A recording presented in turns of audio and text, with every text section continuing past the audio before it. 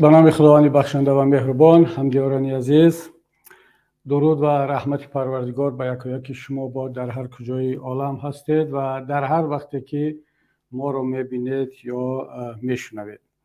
موضوع صحبت امروزه ما همونطوری که از عنوان یا از اعلان ها برمی آید، این صحبت ها و بحث هایی که روز 14 سپتامبر در آستانه بین امام علی رحمان و پوتین صورت گرفت، شکایت ها، گلایه ها و یک تحلیل خواهیم کرد که این عامل ها یا سبب ها این بحث ها در کجاست و اصلا از نگاه ما، از تحلیل ما همچون مخالفین تاجیک یا اپوزیسیون تاجیک مشکلی در کجاست و چرا چنین حالت رخ داد.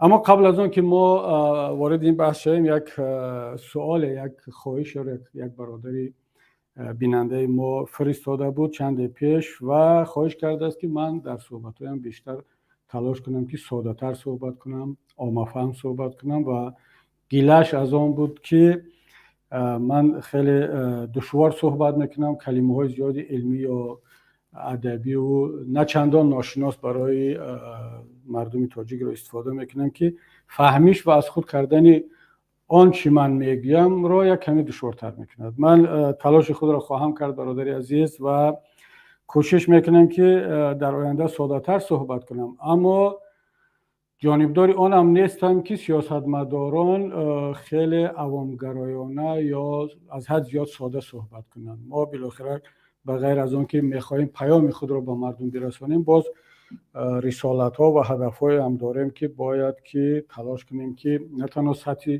دانش سیاسی مردم بالا برود، بلکه زبان علمی، زبان ادبی، زبان حقوقی و سیاسی مردم هم آهسته آهسته رشد کند. البته این را هم باید بگم که بنده خیلی علمی و خیلی حقوقی و سیاسی صحبت نمیکنم، اما بازم میبینیم که حتی همین طرز صحبت ما هم برای خیلی از هموطنان دشوار فهم است. بنابراین من تلاش خود را خواهم کرد که در آینده یک کمی بیشتر ساده صحبت کنم. حداقل در این صحبت امروزه این تلاش را خواهم کرد.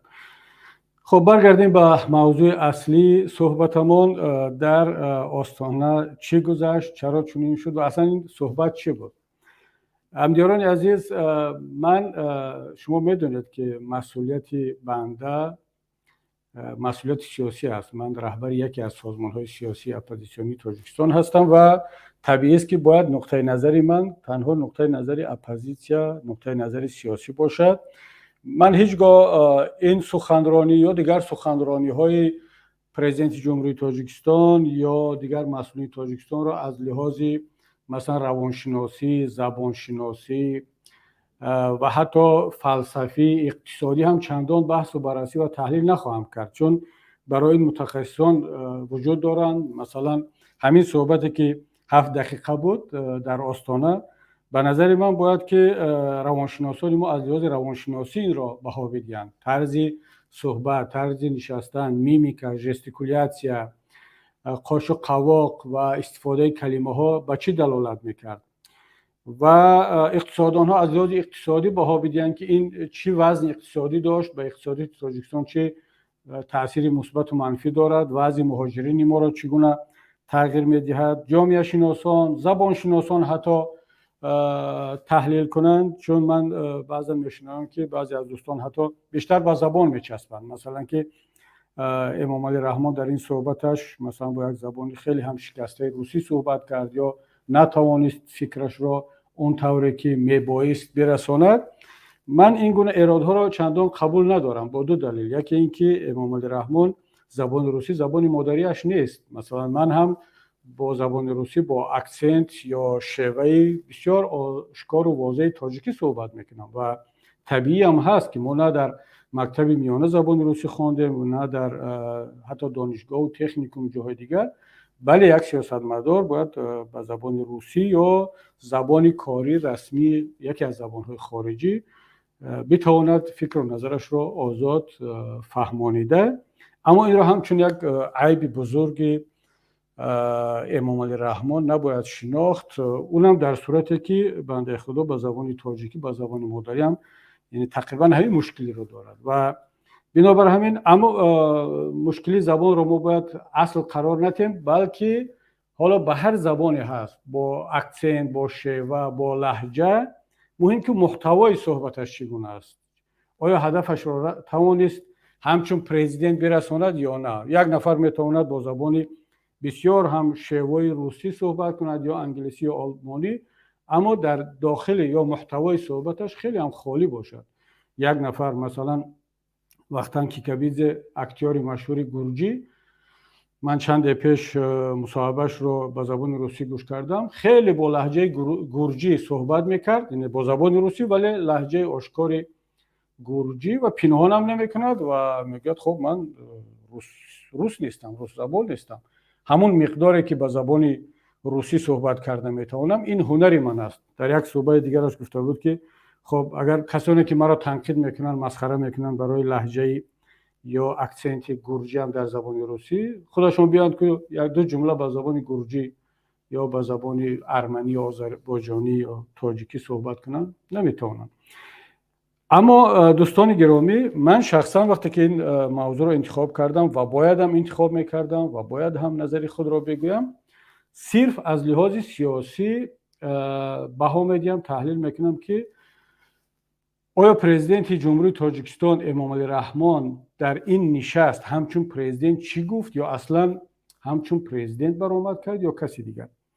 دوستان گرامی، با وجود همه احترامم به تحلیل ها، به نظرهایی که تا اینجا من فرصت کردم دوستان جمع آوری کردن بخوانم و آشنا شوم، خیلی از دوستان پهلوهای جزئی این سخنرانی را تحلیل میکنند که مثلا او چگونه نشسته بود، چی گفت و حتی بعضی ها قهرمان میتراشند، بعضی دیگر مسخره میکنند که ما رو شرمنده کرد، عیب کرد، زبان، نشست یا طرز گفتارش. من احترام دارم به این تحلیل ها، هر کس حق دارد که نظری شخصی خود را بگوید. برای مثال اگر یک طرفدار رحمانوف، امامعلی رحمان، فکر میکند که او قهرمانانه در این نشست برآمد کرد، این حق حلال او هست، چون که او مسئله را از زاویه خودش میبیند.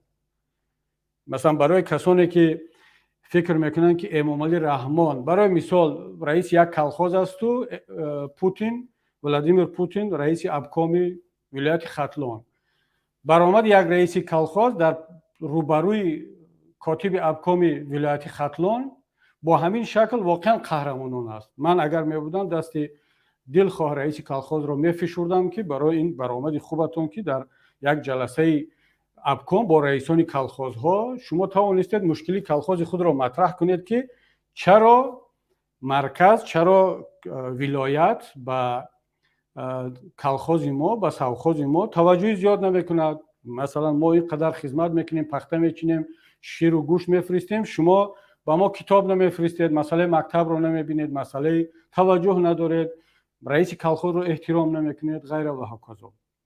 از این نگاه من 100% موافقم با کسانی که امامعلی رحمان رو تعریف میکنن، میگن که واقعا جرأت کرد با پوتین صحبت کرد و قهرمانی نشان داد و این حق حلال آنها است. اما سوال من این است، همچون رهبر یکی از نهادهای اپوزیسیونی تاجیکستان، که امامعلی رحمان در این نشست به حیث کی حضور داشت، همچون کی نشسته بود؟ یادمون نرود دوستان عزیز که در روبروی امامعلی رحمان نوشته شده بود جمهوری تاجیکستان، رسپوبلیکا تاجیکستان. نوار یک بار تماشا کنید. در نزد پوتین روسیسکا فدراسیا، رسپوبلیکا کازاخستان در نزد توکایف، در نزد میرزیویف و جاپاروف و بردی محمدوف هم همین خیال. یعنی امامعلی رحمان همچون پرزیدنت جمهوری تاجیکستان در این جلسه نشسته بود.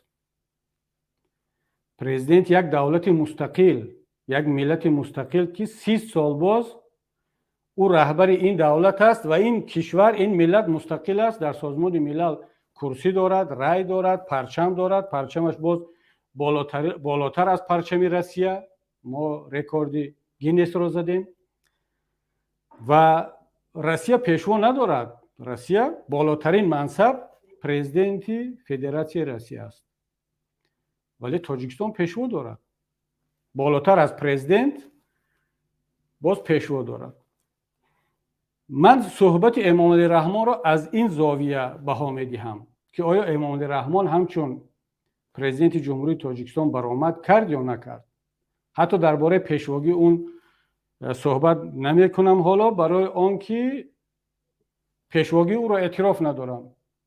خب کسانی که اعتراف دارن این کاری ویها، اما بالاخره پرزیدنت جمهوری تاجیکستان است و سوال من این است، تحلیل من این خواهد بود که آیا همچون پرزیدنت برآمد کرد یا نکرد.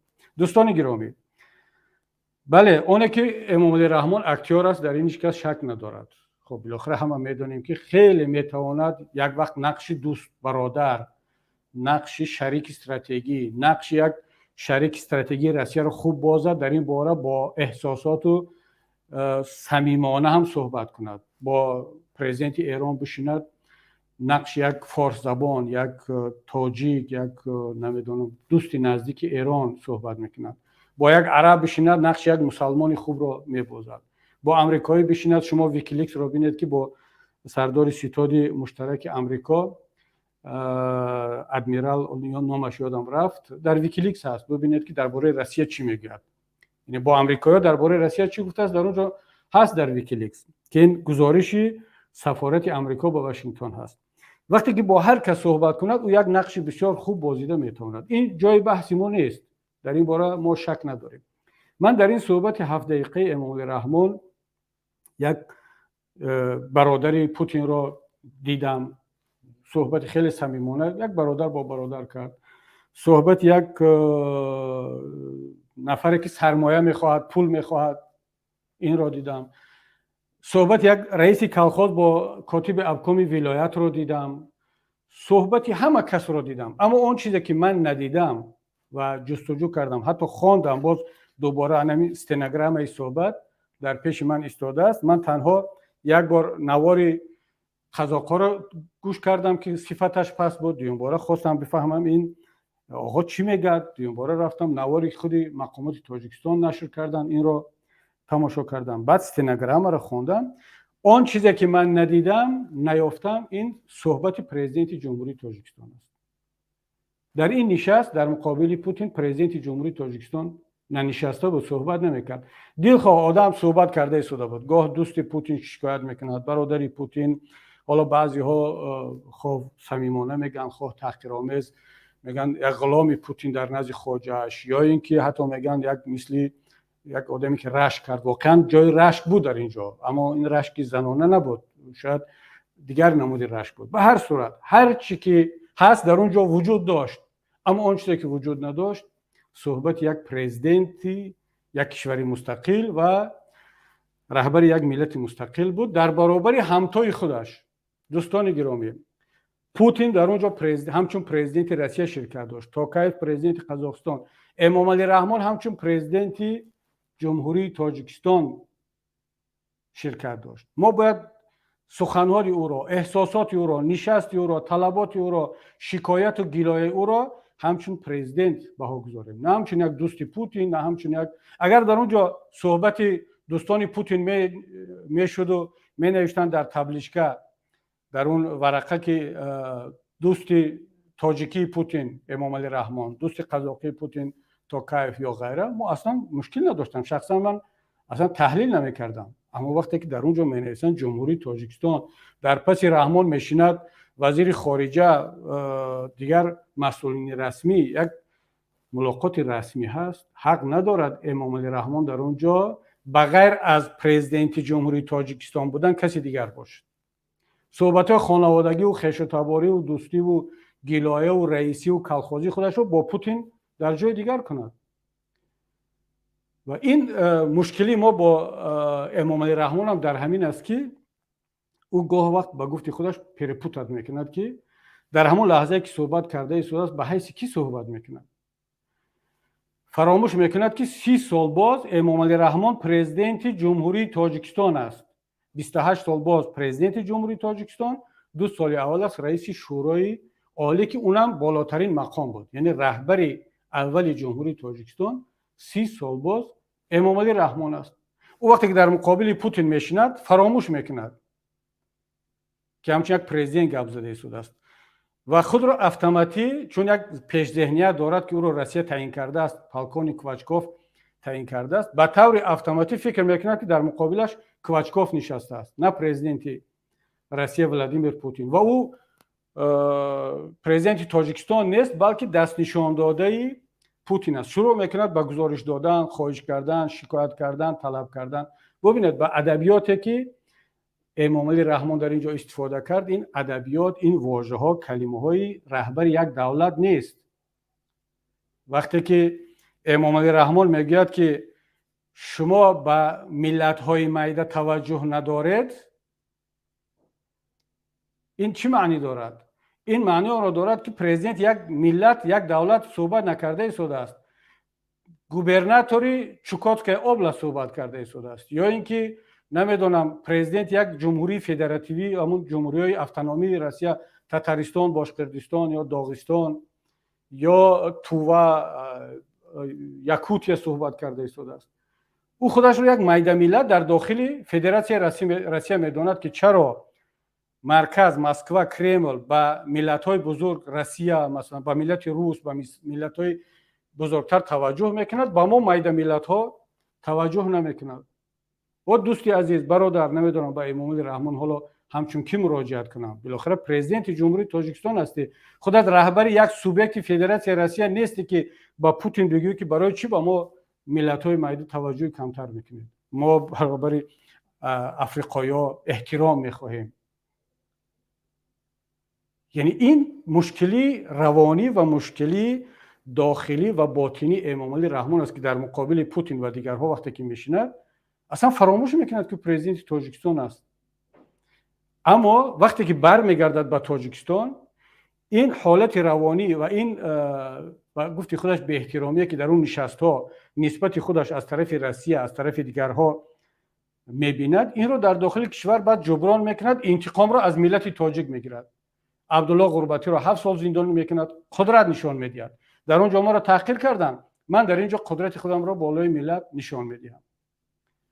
دلیر امام علی را 10 سال زندان میکند، نهضت را سرکوب میکند، میکشد، 30 سال حکم ابد میدهد و از همه بعد ملت را جمع میکند در یک استادیوم با گل و گلدسته و شعر و سرودخوانی، خودش تنها رقص و بازی، سرودخوانی برآمد کردن، ملت باید کفکوبی کند. اون حالت روانی و خاری و ذلتی که در بین دیگرها همچون رئیس کلخاز دارد، در این جمعیت همچون پیشوا اون رو این انتقام رو از ملت تاجیک میگیره. برادران، تو پرزیدنت جمهوری تاجیکستان هستی، ملت خودت رو احترام کن، خدمت کن، برا اون کر و فر و غرور و اون نمیدونم سربلندی رو در برابر دیگر پرزیدنت نشان بده. چرا در نزد آنها همچون رئیس کلخاز در نزد ابکم برآمد میکنید، در این جمعیت بعد همچون پیشوا یا نجات دهنده سیاره؟ این تناقض در وجود وقتی که وجود دارد، در صحبت با اینها دیگر خیلی برآمد کردن امکان ندارد. نگاهی من به این سخنرانی صرف از همین موقع است. وقتی که یک آدم توجه میخواد اصلا برای پیشوا، ببینید دوستانی عزیز، من باز تکرار میکنم که من به پیشواگی او نه باور دارم، نه اعتقاد دارم، نه قبول خواهم کرد. در همون داخلم هیچ وقت جناب عالی نگفته بودم، برای اینکه این مقام عنوان کنستیتوشنی نیست. بالاترین چیزی که من به زبان آوردم در داخل کشورم جناب پرزیدنت است و هنوزم گاگا جناب پرزیدنت میگم. بعضی از دوستان ناراحت میشن که چرا شما محترم پرزیدنت یا محترم امام علی رحمان یا جناب پرزیدنت میگید. دوستانی عزیز، من وقتی که صحبت میکنم درباره پرزیدنت تاجیکستان، بله این بالاترین مقام در تاجیکستان هست و اون باید محترم باشد. ما کو جنگ و جنجال و حقارتگویی نکرده ایستادیم. اما وقتی که خود امام علی رحمان میآید پرزیدنت جمهوری تاجیکستان را، این سطح را به سطح یک رئیس کلخاز که با خواجه خودش با جنرال سکرتر صحبت کرده ایستاده است، دیگر مجبور میشود که یک طرف بیاد بگه ما چرا این را احترام کنم. گاه من داملا محمد اقبال صدیقی را راستی گپ جنجال هم میکنیم، میگیم داملا این سخت نگو، به هر صورت پرزیدنت است، با این مسئله استفاده نکنین کلمه ها را، و خیلی بحثا میکنیم. داملا بیچاره میگه که ببین اونا نمیفهمن زبان دیپلماتی را، اونا نمیفهمن زبان سیاسی را، اونا خودشون سزاوار همین چی هستن. بعضا واقعا نیستم فکر میکنم رفتار اونها را میبینم، صحبت را، خواری ملت تاجیک را، پایان بردن سطح پرزیدنت جمهوری تاجیکستان را در نزد دیگران، بعد میگم واقعا شاید همون حرف داملا محمد اقبال درست است، شاید اونا سزاوار همین هستند. ما از حد زیاد احترام میکنیم. چرا من با احترام گپ زنم؟ چون به خاطر اون که پرزیدنت است، پرزیدنت کشور من بیاد در نزد پرزیدنت یک کشور دیگر شروع کند به گدایی و طلبیدن و حالا احترام طلبیدن، پول طلبیدن، اوچبنیک طلبیدن، کتاب درسی طلبیدن. حالا من باز میگم جناب امام علی رحمان، به خاطر منصب یادت نرود که پرزیدنت جمهوری تاجیکستان هستی، یادت نرود که برای بعضی از تاجیکان بیچاره ما پیشوا هم نام داری، اونا به خودت همچون پیشوا مناسبت میکنن و به این باور دارن و دفاع کرده ایستادن، دنیا را کار کردن. حالا یگان جای آباد نبود از داد زدن که ما پیشوا داریم تاجیکستان به پیش. حداقل رحمی همین ها را کردن در کار، رحم اینا را بخرید، اینا را شرمنده نکنید. وقتی که یک پیشوا، ببینید در تاریخ بشریت چند پیشوا گذشته است. پیشوا معمر قذافی در لیبیا بود، پیشوا در آلمان فیورر گیتلر بود، حالا چند البسی در قزاقستان نظربایف پیشوا بود و چند از این پیشواها دیگر در تاریخ گذاشتن. کدام پیشوا را دیدید که در مقابل یک پرزیدنت میشیند، مقام پیشوا بالاتر از پرزیدنت است و از او پول میپرسد، میطلبد، از او احترام میطلبد، از او کتاب درسی برای مکتبش میطلبد. جناب پیشوا در ناخنک، اگر واقعا پیشوا هستی در این نشست ها بپرس ولادیمیر ولادیمیروویچ با شما چی در کار است؟ چقدر کتاب بفرستم؟ چقدر واگن سلاح بفرستم؟ چند تکنولوژی بفرستم؟ من پیشوا یک ملت هستم، خودت پرزیدنت یک کشور هستی، همچون پیشوا گپ زن، نه همچون رئیس یک کلخاز. خب من حالا یک چند کلمه به پیشوا پرستان و دوستان و همراهان امام علی رحمان دارم. اگر واقعا هم شما باور دارید که او پیشوا هست و سزاواری پیشوا هست و تاجیکستان، ملت تاجیک نیاز به یک پیشوا دارد، حداقل با ما بگید که برادرها، دوستی نزدیک، ما را شرمنده نکن، پیشوا این رفتار نمیکند. یعنی من به شما گفته ایستادم، مراجعت میکنم که شما مفهوم پیشوا رو چی میفهمید؟ کدام سال من در کشور افریقایی بودم، در یک از کشورهای افریقایی، در یک با اتوبوس ما دلیگاسیون رو میبردن با یک شاهراه بسیار هم سطح بلند، سرعت بلند. بعد در آخر شاهراه پیش از آن که وارد شهر شدیم 1 کیلومتر راهی بسیار ویرانه بود. گفتم که نفهمیدم، یگان این چند صد کیلومتر راهی خوب تعمیر کردید، 1 کیلومتر رو چرا تعمیر نکردید؟ چنگ خود گفتن که این شرطی معمر قذافی بود، پیشوای افریقا. من گفتم چقدر، چون معمر قذافی فقط پیشوای لیبیا خود را اعلان نکرده بود، شاهنشاه یا اینکه پیشوای همه ملت‌های افریقا اعلان کرده بود. گفت که هم در کشور ما همین راه را که چند صد کیلومتر است معمر قذافی ساخته است، پیشوای لیبیا، و اون شرط گذاشت که 1 کیلومتر همین راه در اون شکل اولیه ویرانه باقی میماند. پرسیدن که برای چی؟ گفته است معمر قذافی وقتی که مردم با راه منفرش با سرعت با ماشین میروند و 1 کیلومتر با همون راه ویرانه در آخر میروند، به یادشان برساند که همین راه چند صد کیلومتره راه ویرانه بود و با شرافت پیشوای لیبیا ساخته شد که چندین میلیاردها دلار در اونجا خرج کرده است. یک عمر در یادشان میموند. من گفتم معمر قذافی اگرچه دیوانه فعل بود ولی اونقدر دیوانه نبود است، بسیار یک پیشوای هوشیار بود است که کشورهای افریقا رو میلیاردها میداد و این پیشوایی رو با اونها میخرید، تحمیل میکرد. اما شما در کجای دنیا دیدید که یک پیشوا بیاد در پیش یک پرزیدنت دیگر او چه طلب کند، زاره کند، گیله کند، شکایت کند که چرا برای من معاون وزیر میفرستید، چرا وزیر نمیفرستید؟ پیشوا چگونه رفتار میکند؟ حتی پیشوان پرزیدنت یک کشور وقتی که بیند که با او، با ملتش، با فورمش، با کنفرانسیش به احترامی میشود، از این سازمان بیرون میرود، اصلا شرکت نمیکند. با من جانشین وزیر فرستادی، منم با خودت جانشین وزیر میفرستم. امامعلی رحمان در تمام معرکه‌های پوتین هست. یک چاینوشی شود، زادروز شود، در همون پرد آخر غیر از رحمان هیچ کس نبود. همه سروزیر یا وزیر یا جانشین وزیر میفرستن، امامعلی رحمان خود شخصا میرود در تمام چایگشتک و معرکه‌های پوتین شرکت میکند، یا نظربایف یا هر کسی دیگر. بعد اینم توقع دارد که و یا هم به این خودشون بیاین یا وزیر بفرستن. دوستی عزیز، تو جایگاه خود را بشناس. تو در داخل تاجیکستان با ظلم و با فشار خود را پیشوا اعلان کردی، مردم رو سرکوب کردی، زندانی کردی، ترسوندی. یک قسم دیگر بیسوادانه پیشوا قبول کردن. اما برای دیگران خودت همون رحمانوف هستی که 30 سال پیش بودی. برای روسیه همون کسی هستی که کوچکوف رو تعیین کرده است. حتی توکایف وقتی که دید که صحبت کاملا به معنی رفته ایستاده است، معلوم نیست که این چرا باید در حضور دیگر پرزیدنت ها گیله و شکایت خودش رو با پوتین کند. بعد چی گفت در آخر؟ اون نوار اصلی که قزاق‌ها نشر کردن، نه اون نواری که پروپاگاندیستای تاجیکستان نشر میکنن. نوار قزاقی رو ببینید، توکایف میگه که امولی شریفویچ заканчивайте ваше выступление. یعنی کدام پیشوا سخنرانیش رو قطع میکنن، کدام پرزیدنت رو اصلا سخنرانیش رو در حضور همگی 5 پرزیدنت، اونجا گنرال اسامبله سازمان ملل نبود که 180 پرزیدنت شرکت کند، نوبت نرسد. 5 پرزیدنت.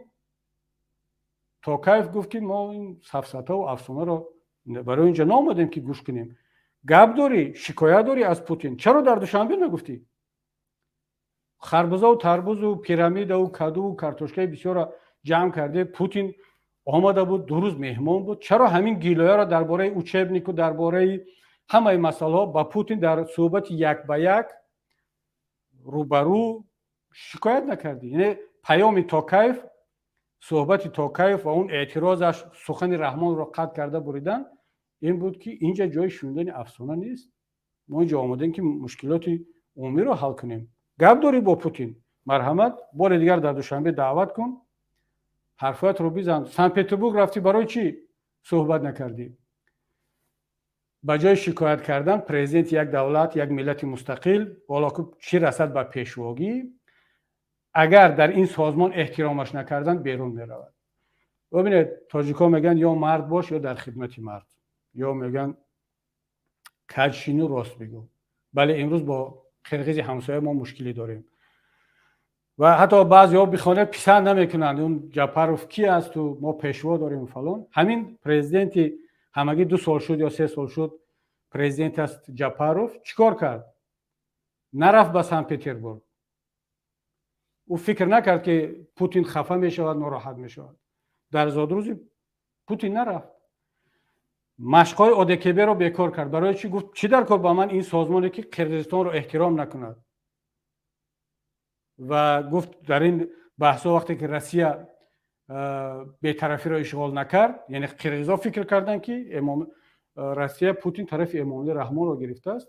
پرزیدنت قرقیزستان نه تنها به سن پترزبورگ به زادروز پوتین نرفت، حتی مشقای اودکبه را هم بیکار کرد.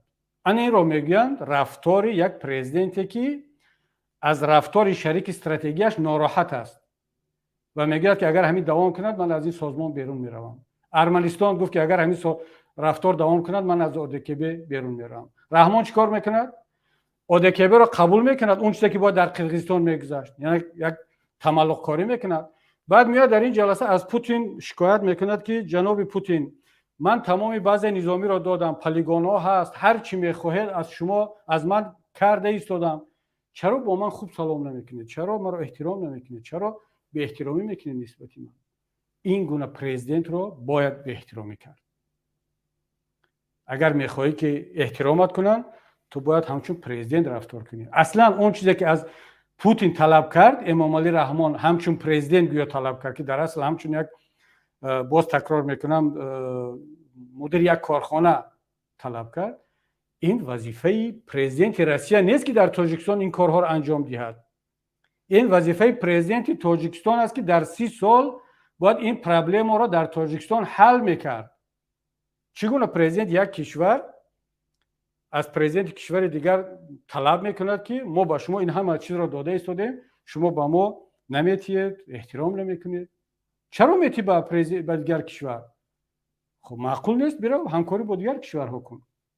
بنابراین دوستان عزیز، من باز تکرار میکنم که در این صحبت، در این ملاقات ندیدم پرزیدنت رو.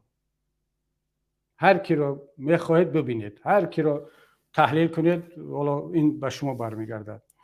بنابر همین حالا از این به بعد طلب ما، تقاضای ما است تا اون روزی که امامعلی رحمان پرزیدنت تاجیکستان است، باید طلب کرده شود که همچون پرزیدنت رفتار کند. ما کار نداریم به مناسبت‌های شخصی و خانوادگی، با اون رشکایی که دارد. اصلا این چی صحبت است که با پرزیدنت یک کشور دیگر بگید که چرا شما فرم ها رو فقط در تشکیل و استانه و مینسک میگذرونید، چرا در دوشنبه نه؟ و برادر پوتین برای تو در دوشنبه فروم بگذروند. فراموش کردی که تو پرزیدنت یک کشور هستی. یعنی خودش رو مقایسه کرده است با میرزیایف و با نمیدونم تاکایف. میرزیایف در تاشکند از پوتین اجازت نمیپرسد، از پوتین زاره نمیکند، تولد نمیکند که به من هیئت بفرست، نمیدونم وزیر بفرست. میرزیایف در تاشکند سیمپوزیوم بین المللی برای حل قضیه افغانستان با شرکت طالبان برگزار میکند. میانجیگری در قضیه افغانستان میکند. پوتین دویده لاوروف میفرستد، زاره میکند که من هم شرکت کنم. برای چی؟ برای اینکه میترسد اگر شرکت نکند بیرونی در میموند. اینیشیاتیو رو تاشکند به دست میگیرد. این قدرت رو میرزیایف دارد، تاشکند دارد. رشک کردن در کار نیست. قزاقستان در آستانه اون فرمت استانی است که فرمت برای حل قضیه سوریه اون چهارت کوارتت رو دعوت میکند. روسیه، ترکیه، ایران و خود قزاقستان دعوت میکند قضیه سوریه رو حل میکند. تو چیکار میکنی؟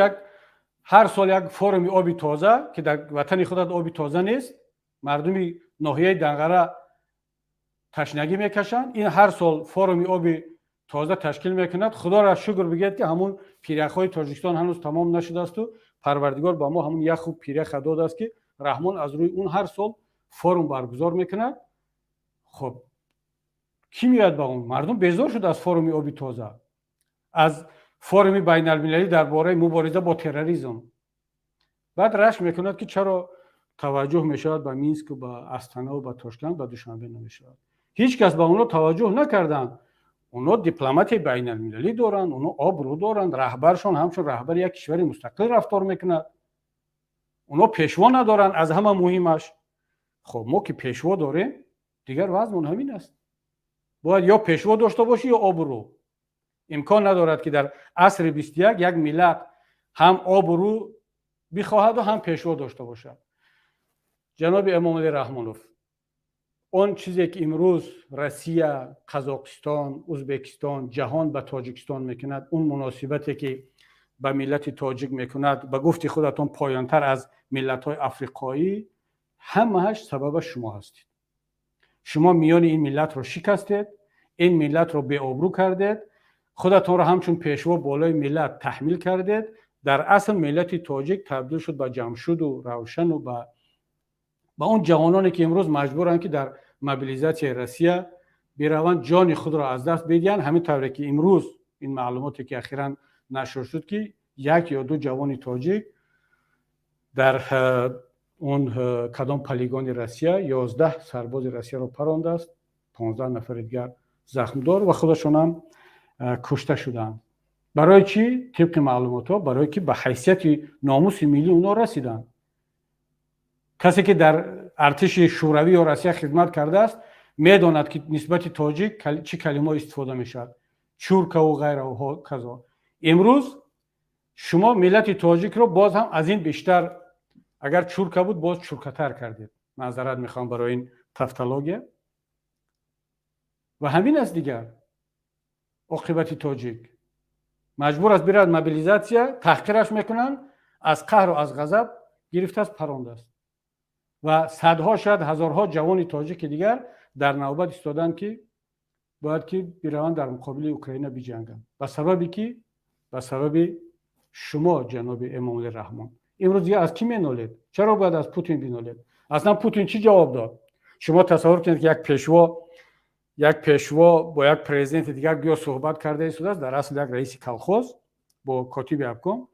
جواب پوتین دقیقاً مثل جواب دلخواه کاتب ابکم بود. شما تصور کنید دوستان عزیز، یک جلسه که در یک ناحیه دنقره می شود، کلاب، فیض آباد، هر ناحیه تاجیکستان، کسی که کمی تجربه دارد بخصوص از نسل ما میداند که جلسات چگونه برگزار می شود. رئیس های کلخوزان نشستن در پیش کاتب ابکم و هر کس از مشکلی خودش صحبت میکند. چخیلی که امام علی رحمان صحبت کرد، شکایت کرد، بعد کاتب ابکم چخیل واکنش میکند، یا هر کسی که کمتر تجربه رهبری دارد همین گونه مثل پوتین رفتار میکند نسبت زیردستانش، نسبت یک کسی که از روی منصب و جایگاه و مقام از او پایینتر است. Putin چی گفت؟ گفت که да, Эмомали Шарипович, вы в какой-то степени правы. Мы, Советский Союз, кое-что построил. Да, мы посмотрим, рассмотрим, все будем решать постепенно. Котиби Абком ба раиси колхозе ки шикоят мекунад ки чаро ту ба колхози коммунизм додӣ, ба колхози Ленини ноҳияи Данғара кӯмак накардӣ, чаро ба масалан колхози фалонӣ додӣ, ба мо надодӣ. Баъд Котиби Абком мегӯяд хеле хуб, бале шумо қисман дуруст мегӯед, мо баррасӣ мекунем, баҳс мекунем, баъд мебинем. Чӣ хеле ки Эмомали Раҳмон рафтор кард, ҷавоби Путин ҳам дақиқан мисли Котиби Абком буд. ман дар як суҳбатам дирӯз пеш бо беларусҳо гуфтам ки пурсидан ки чӣ умумият байни Лукашенко ва Эмомали Раҳмон мебинед. Ман гуфтам ки ино ҳарду колхозанд. ман рости гап, ин мусоҳабаи ман бо беларусҳо пеш аз нишасти Астана буду, пеш аз сафари Лукашенко ба Душанбе. ман аслан тасаввур намекардам ки ин суҳбат мешавад. аммо дар Вилнюс бо ҳамон канали телевизиони Беларуси суҳбат доштем. ман гуфтам ки умумият, он чизе ки муштарак аст байни Лукашенко ва Раҳмон, ҳарду тафаккури колхозӣ доранд ва ҳарду муносибаташон ба Путин ҳамчун ба Котиби Абком ё райком ҳаст, яъне як мақоми болотар. худашонро на ин президенти Беларусияи мустақил тасаввур мекунад, на Эмомали Раҳмон президенти Тоҷикистони мустақил. вақте ки ба Зодрӯз мераванд, Лукашенко як трактор ҳадя буд, колхозник, ва Эмомали Раҳмон тарбузу харбузаву кадуву севу пиёзу ин чизо. яъне аз ин бештар дига ақл инду ба ном президент, вале дар асл раиси колхоз нагирифт. ман ин суҳбатҳоро вақте ки дар ин канали беларусӣ кардам ва итtifоқан ҳамин рӯз ба фикрам ё дирӯз нашр шуд, баъди 2 рӯз ин суҳбатҳои Эмомали Раҳмон нашр шуд. сафари Лукашенко ба Душанбе қабл аз ин буд. он журналисти беларусӣ занг зад, гуфт ки ты как воду глядел, яъне як чизоро пешбинӣ кардӣ ки мо тасаввур намекардем. оё хабар дошт ки Лукашенко ба Душанбе меравад? гуфтам на. оё хабар дошт ки Раҳмон ҳамин чизоро мегӯяд? ман аз куҷо медонам ки Эмомали Раҳмон чунин суҳбатҳо дар Астана хоҳад кард. аммо чун рафтори инҳоро, тафаккури инҳоро солҳо боз пайгирӣ мекунем, билохира ба ҳамин натиҷа расидем ки инҳо ҳадди аксар, ё ба гуфти худи рӯсҳо паталоки тафаккур ва ҷаҳонбинишон ҳамин аст. аммо биёед дӯстони азиз чанд дақиқаи дигар дар бораи он суҳбат кунем ки чаро Эмомали Раҳмон дақиқан ин вақтро интихоб кард. албатта бисёр иштибоҳи бузург кард бо ин суҳбаташ. ман боз такрор мекунам, эҳтиром дорам ба касоне ки мегӯяд ки Эмомали Раҳмон қаҳрамонӣ кард. бале ҳамчун раиси колхоз бисёр қаҳрамонӣ кард дар баробари Абком, аммо ҳамчун президент бисёр як баромади ҳоло бидуни муҳтаво ва аз ҳама муҳимаш муносиб ба сатҳи президентӣ набуд. аммо суоли асосӣ ин аст ки чаро Эмомали Раҳмон ин шикоятҳояшро дар Душанбе вақти сафари Путин накард? унҷа тавонист ки бо Путин хуб суҳбат кунад, қазияи наҳзати исломии Тоҷикистонро матраҳ кунад, аз Путин ин гузаштро бигирад. ҳоло Эмомали Раҳмон шикоят мекунад ки мо ба шумо ҳамаи чизро додему дар муқобил намегирем. на, ин ғалат аст. магар барои Эмомали Раҳмон террористӣ эълон кардани ҳизби наҳзати исломии Тоҷикистон дар Россия падаркаи ё тӯҳфаи ками Путин ҳаст? магар даҳҳо шаҳрванди тоҷик, фарзанди миллати тоҷик, фарзандони муборизро мисли як мебахшед ғулом бастан дар ҳавопаймо. Иззат Амон, Каромат Шарипов ва даҳҳо нафари дигарро, Мақсуд Иброҳимовро, Шарофиддинро дуздиданд. ино аз тарафи Путин магар хидмати кам аст ба шумо Эмомали Раҳмон?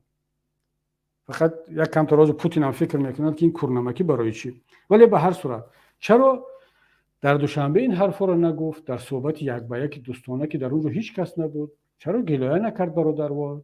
چرا در سنت پترزبورگ نگفت؟ در سمرقند نگفت؟ یک باره در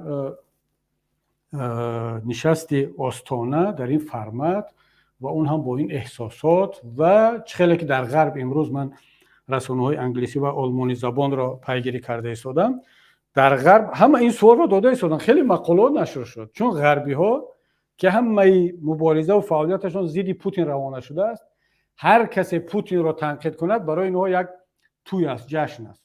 واقعا همانی رو در ورشو در این کنفرانس اوبسی احساس کردیم.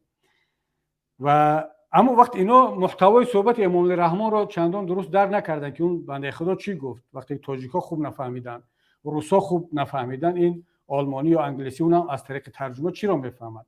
اما برای اینا مهم این است که امام رحمان در این نشست پوتین را تنقید کرد و این خیلی یک هدیه بزرگ برای غربی‌ها هست که اینا حتی مقاله زدن که این شکست اسنگ است، این شکست اودکبی است، این آغاز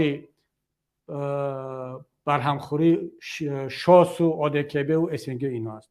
اما من بعضی از این کارشناسان رو میگم ویشتو سریوزنا سیوت واسپرینیمایتی چون جدی نگیرید. امام رحمان در اونجا همچون پرزیدنت برآمد نکرده است، اون فقط گفتی خودش پریپوتات کرد، این رو باید در دوشنبه میگفت، اما چی گله داشت که با خلاصه آمد که در همون جا بگه. بعد میپرسند که برای چی پس در این جا گفت اگر که جدی نیست این حرفایش و حالا باز کوشش میکند و کوشش خواهد کرد که از پوتین دلجویی کند، او را به یک شکل دلش رو یابد، این کوشش را خواهد کرد. امام رحمان در این مسئله خیلی استاد است و خیلی خوب میتواند. یادتون باشد وقتی که یک مشق نظامی رو با امریکایی در دوشنبه گذراند، بلا فاصله برای که روسا خفه نشوند سال 2023 رو سال زبان روسی اعلام کرد، یعنی برای که رعایت کنند. حالا حتما یک کاری خواهد کرد. اما سوال غربی ها هم این است، سوال ما هم هست، جامعه هم این است که چرا در این وقت، در این شب و روز و با این شکل پوتین رو تنقید کرد. اینجا چندین ورسی هست، من چندان جدی نمیگیرم اون ورسی هایی که ناراحت بود، حالا یک شکایت یک گلایه کرد. نه، امام رحمان یک سیاستمدار خیلی با تجربه است. ببینید فرق بین سواد و تجربه خیلی زیاد است. یک نفر میتواند چندان دانش و سوادی کافی نداشته باشد، اما بالاخره تجربه چیزی دیگر است و خیلی سیاستمداری با تجربه هست، خیلی سال خورده هست. اون دیگر اون رحمان 40 ساله 45 ساله نیست که بدون مقصد و در جای نامناسب صحبت کند. نه، اون حرفی غلط زد، اما انتخاب وقت، جا را، زمان را خیلی با حساب و کتاب انتخاب کرده بود. و من چند تا ورسیه دارم، هر کدوم از این ورسیهایی که من میگم احتمال نادرستیش خیلی زیاد است، اما بالاخره ما معلومات دقیقی نداریم، میتونیم تنها حدس بزنیم که چی است.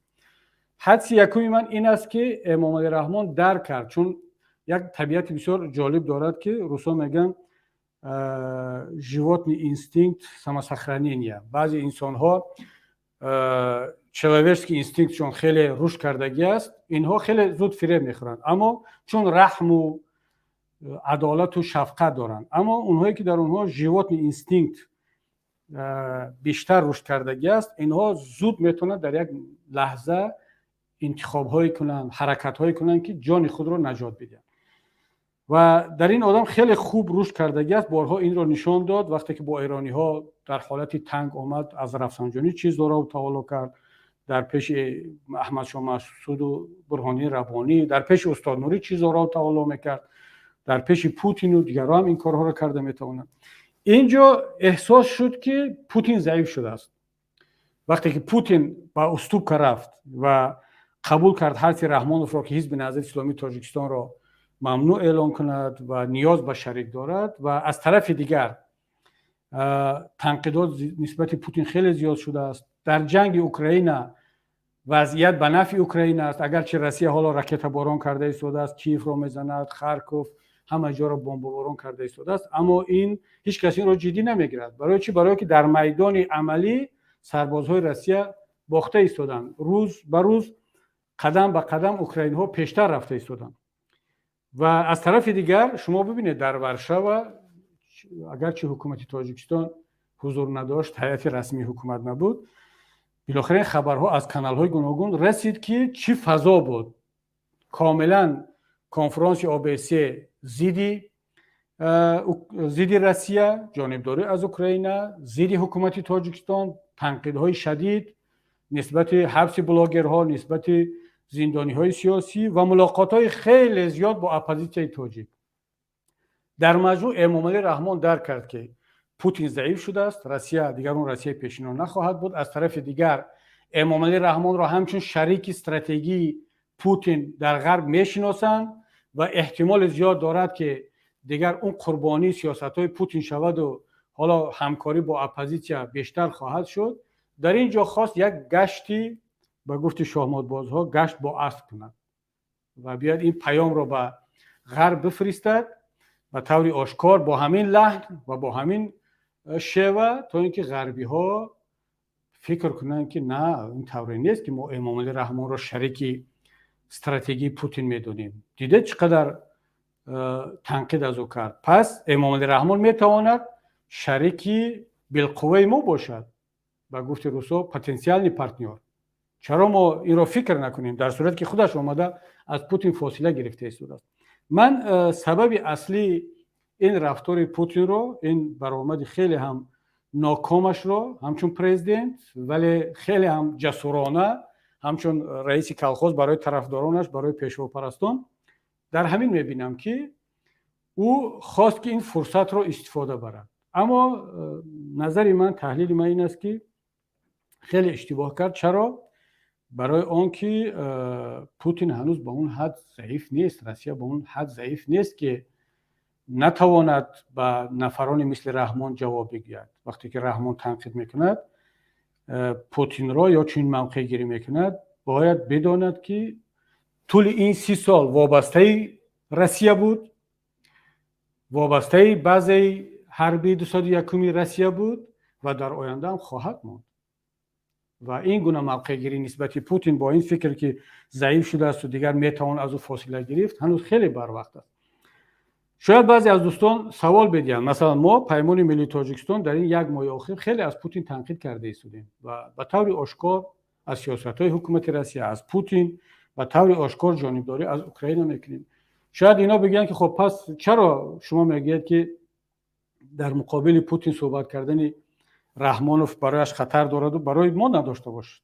اینجا فرق خیلی بزرگ است دوستان عزیز. ما تا وقتی که خود روسیه این اشتباه را نکرد، ضد ما و تروریستی اعلان نکرد، شما در کجایی دید که ما به طور آشکار از روسیه، از پوتین انتقاد کرده باشیم؟ برای چی؟ برای اینکه ما نمیخواستیم یک دشمن زیاد شود، نمیخواستیم که مهاجرین ما در زیر فشار و ضربه روسا قرار بگیرند و این چیز ما رو وادار میکرد. امروز پیمان ملی تاجیکستان، نهضت اسلامی تاجیکستان در روسیه چی چیزی برای از دست دادن دارند که ما بازم خاموش بستیم؟ اون چیزی که میترسیدیم که از دست میدیم از دست دادیم. ما را تروریستی اعلام کردن، ملت تاجیک را هزارها هزار بیرون کرده ایستادن، مردم فرار کرده ایستاده است، با موبیلیزاسیون برده ایستادن. برعکس ما دیگر وقتی اون رسیده است که همچون اپوزیسیون با اونها پیام بفرستیم که تمام دیگر شما این کارا، این سیاست رو نسبت ما پیش گرفتید، جوابش رو خواهید دید. اما امامعلی رحمان خیلی چیزهای بسیار برای از دست دادن دارد. پیش از همه قدرتش رو از دست میدهد. اون جایگاهی که با تکیه بر روسا کرده بود تا امروز اون رو از دست میدهد. یک کمی سراسیمه شد اینجا. حالا بعضی از طرفداران امامعلی رحمان خواندم که باز کوشش کرده ایستادن که این را همچون یک واکنش و شورش و اسیان رحمان علیه پوتین نشناسند، بگن که یک گیله برادرانه بود. برادر در سیاست بین المللی برادری و خویش و تباری و دوستی نیست، منفیت ها هست. منفیتش را رعایت کردی، حفظ کردی، حفظ خواهد کرد، رعایت خواهد کرد. نکردی جواب میگیری. بنابر همین اینجا من فکر میکنم که یعنی یکی از ورسی ها، یکی از سبب های اصلی میتواند این باشد که رحمان خواست یک گشت اسب کند و موقع عوض کند با نظرداشت اون که روسیه ضعیف است. مسئله دیگری هست که اینجا بعضی از تحلیلگران میگن و شاید احتمال دارد که درست هم باشد که مسئله میراثبری قدرت است در تاجیکستان. و شما ببینید در ملاقات ها و سفرهای لوکاشنکو در یک جا دیدم که رستم امامعلی بود، صحبت میکرد، همراهی میکرد، یعنی نمایان بود. اما در سفر امامعلی رحمان من ندیدم شخصا. و بعضی آوازها و تخمینها و گمانها هست و بعضی معلومات های تایید نشده هم هست که هنوز هم یعنی تایید آشکارای پوتین به دست نآمده است و این چیز باعث ناراحتی امامعلی رحمان شده باشد به این شکل که من شخصا یعنی حق میدیم این ورسیه را، ولی چندان برای خودم حداقل این را ورسیه اصلی نمیدونم. و بنابر همین ما میتونیم حدس و گمانهای زیادی در این باره بزنیم و تحلیل کنیم. اما اون چیزی که برای ما خیلی مهم است، برای ما تاجیکستانی ها و ملت تاجیک، این است که متاسفانه در این نشست ما پرزیدنت تاجیکستان رو ندیدیم، چه رسد به پیشوای ملت، ما رهبر یک ملت مستقل رو ندیدیم و این خیلی جای تاسف، جای ننگ، جای عیب است. برای همین من در عنوان این سخنرانی آمدم که چنین موقع، چنین رفتار واقعا برای رهبر یک ملت مستقل عیب هست. امید داریم که از این به بعد و تا اون وقتی که پرزیدنت هست امیدواریم که هر چیز زودتر این تغییر خواهد شد. اما تا اون وقت دیگر اون بالاخره پرزیدنت تاجیکستان است. تقاضای ملت این است که همچون پرزیدنت برآمد کند. یک خواهش دیگر از همون طرفداران رحمان از کمندش دارم. ببینید ادبیات تاجیک ما مالامال از پندنامه ها هست، از سیاستنامه ها هست، از گلستان سعدی. شما فقط این گلستان رو، حالا من نمیگم عنصرالمعالی کیکاووس و نظام الملک رو بخونید، گلستان سعدی رو بخونید که چی گپ‌های در باب رهبری و مدیریت و پادشاهان دارد. حالا اگر امامعلی رحمان خودش این حوصله رو ندارد و سواد و خواندن رو ندارد، شما در اطراف هستن آدمانی با سواد. یکی از پندهایی که در ادبیات سیاسی ما این است که وقتی یک شاه، یک پادشاه چندان سواد گپزنی ندارد و حرفای ناجا میگد، برایش چند تا وزیری با سواد میموندن که همون میگفتن رشته رو میکشد. اون قصه رو همتون میدونید که وقتی که پادشاه میخواست یک حرفی ناجا بزند، اون وزیر دانا رشته رو میکشید تا اینکه آب روی ملت و کشور و اون سلطنت و مملکت نرود. خب در شرایط امروزه وقتی که میدونید که این آقا همین حرفا رو میزند، مشاوران، حالا نمیدونم دیگه اون رشته که نمیشود، یک راه رو پیدا کنید از طریق بلوتوث، از طریق وای فای، یگون دستگاه در پیشش مونید که خب اون بالاخره قطع کند، خودتون رو به ابرو میکند. یعنی شما این فکر کنید که نه تنها ملت را، کشور را، همون پیشوا پرستان هم در اینجا به ابرو میشن. و حداقل همون وزیر نقل علاقمون کی است، بیگ ظهوروف، که میدوند با این وای فای و بلوتوث با اینا چیکار کند، اون بیا در حیات بشیند که مدیریت کند این کنابکا و توگما رو. چون واقعا هم دیگر زمانه این نیست که هر چی دلت بخواهد بگید و هر کاری که کند. حداقل درک کردید که پوتین چگونه مناسبت کرد، توکایف چی گفت، заканчивайте ваше выступление. با یگان پرزیدنت چونی نمیگن. من اگر حالا در همین نشست کنفرانس ورشاو همگی 3 دقیقه وقت میتین، 3 دقیقه تمام شد، نیم دقیقه دیگر همون مدیراتور منتظر میستد که صحبتش رو تمام کند. بعد که نشد میگه که مثلا خلاصگی کنید، یعنی округляйте. اما در اینجا یک بار توکایف میگه که заканчивайте ваше выступление. برای یک پرزیدنت خیلی بد است.